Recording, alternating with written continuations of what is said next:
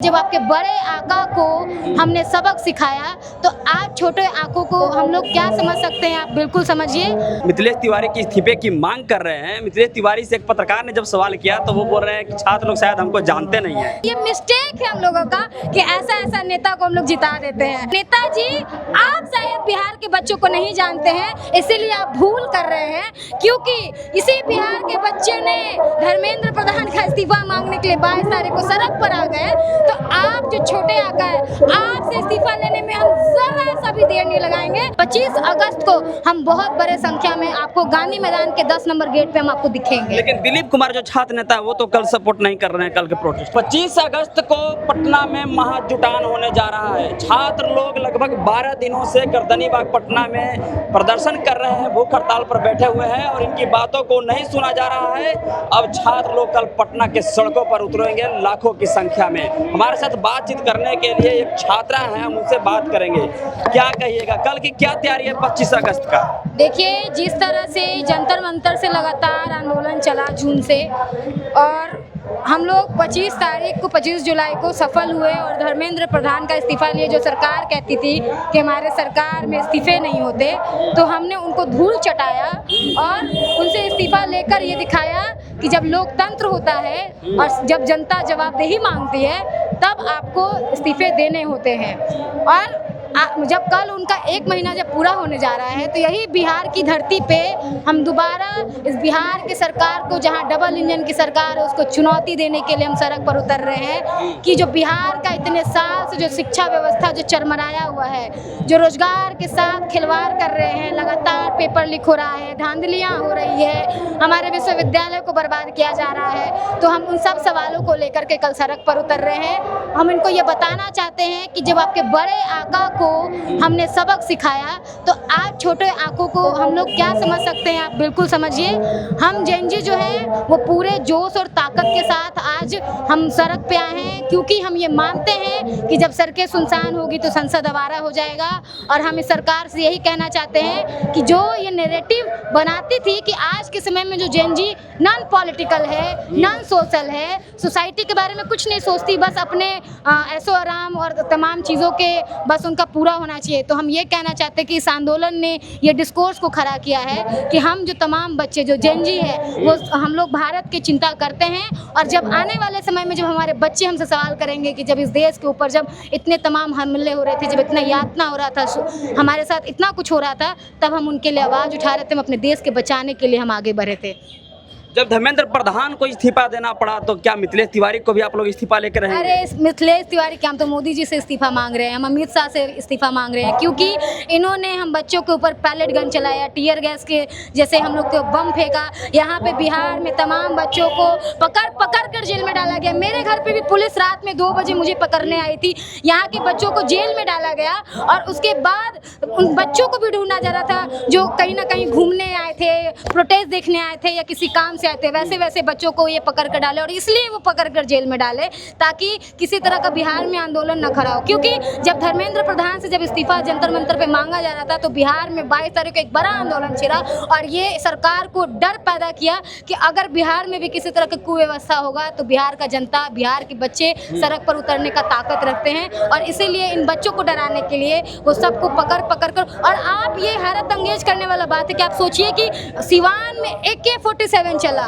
और उसमें 3 बच्चे घायल हुए। और आप अगर उसके वीडियोस को भी देखे होंगे तो देखिएगा कि कैसे वो जो सारे पुलिस थे, कैसे वो सामने से बच्चों के ऊपर मतलब फायर किए जा रहे थे। तो मुझे इस सरकार से बस यही कहना है कि हम आप ही के बीच के बच्चे हैं, हमने आपको चुना है, हमारे माता पिता ने आपको वोट करके जिताया है, तो आप हमारे ऊपर इस तरह से दमन नहीं कीजिए और आपको अकाउंटेबिलिटी लेना होगा। हम पूछते हैं कि सिर्फ ये सस्पेंड कर देने से पुलिस को कुछ नहीं होने जाने वाला है। आप अपने इशारों पर उन पुलिस को आगे करके हमारे ऊपर गोलियां चलवाते हैं तो हम आपसे भी अकाउंटेबिलिटी पूछेंगे, आपको भी इस्तीफे देने होंगे। मंत्री श्रवण कुमार कह रहे हैं कि आप लोग पढ़ने लिखने वाले नहीं हैं। अगर हम लोग पढ़ने लिखने वाले नहीं होते ना तो हमारे अंदर चेतना नहीं होता, हमारे अंदर उनसे सवाल करने का ताकत नहीं होता। हमारे कलम में वो ताकत है कि हम समझते हैं कि हमारा हक अधिकार क्या है, और इसीलिए आज सड़क पे खड़े होकर हम उनको सामने से चैलेंज कर रहे हैं, हम पूछ रहे हैं, हम उनसे ये बोल रहे हैं कि आज भी बच्चों को हायर एजुकेशन के लिए बिहार छोड़कर बाहर जाना पड़ता है। आज भी जब हम यूपीएससी करने के लिए, जब हम पढ़ने के लिए सोचते हैं तो दिल्ली में जाकर किसी छोटे से रूम में लेकर या फिर किसी भी तरह से अपना मतलब जुगाड़ भत्ता करके हम लोग वहाँ पर रहकर पढ़ाई कर रहे हैं। अगर बिहार में इतना अच्छा विश्वविद्यालय होता, अगर इतना अच्छा एजुकेशन सिस्टम होता तो बिहार के बच्चों को इधर उधर नहीं जाना पड़ता।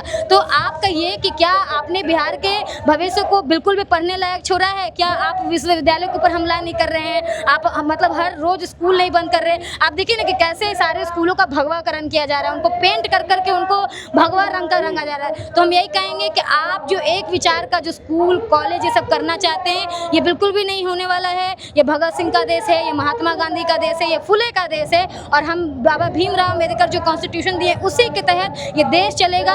आपका विचार इस देश में हम पलने बढ़ने नहीं देंगे। ये देश हम सभी भारतीयों का देश है।